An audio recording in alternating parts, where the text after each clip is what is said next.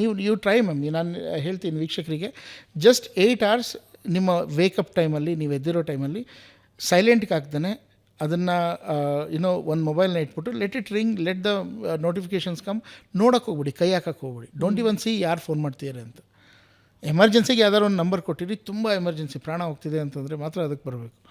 ಅದು ಮಾಡಿ ನೋಡಿ, you will feel so relaxed. ಯಾಕಂದರೆ ನಮಗೆ ಅರ್ಥ ಆಗ್ತಿಲ್ಲ how much we are addicted to the mobile ಅಂತ. 8 hours ಇಲ್ಲಕ್ಕಾಗಲ್ಲ ಮ್ಯಾಮ್, ಭಾಳ ಕಷ್ಟ. ಮೈಂಡ್ ಹೋಗ್ತಾ ಇರುತ್ತೆ, ಯಾರು ಫೋನ್ ಮಾಡಿದರೆ, ಯಾವ ಮೆಸೇಜ್ ಬಂದಿರುತ್ತೆ, ಯಾರು ಏನಾಗಿರುತ್ತೆ.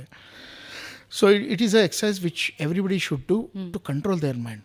ಆ 8 hours ಡಿಜಿಟಲ್ ಡಿಟಾಕ್ಸಿಫಿಕೇಷನ್ ಆದಮೇಲೆ you will feel so refreshed, your mind will be so relaxed.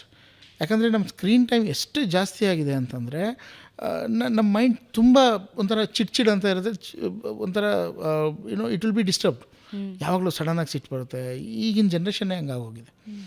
ಆವಾಗಲೂ ಗೊತ್ತಾಗುತ್ತೆ ನಮ್ಮ ಮನೇಲೂ ಅಪ್ಪ ಅಮ್ಮ ಇದ್ದಾರೆ, ಒಳ್ಳೆಯವರು, ಮಾತಾಡೋದು.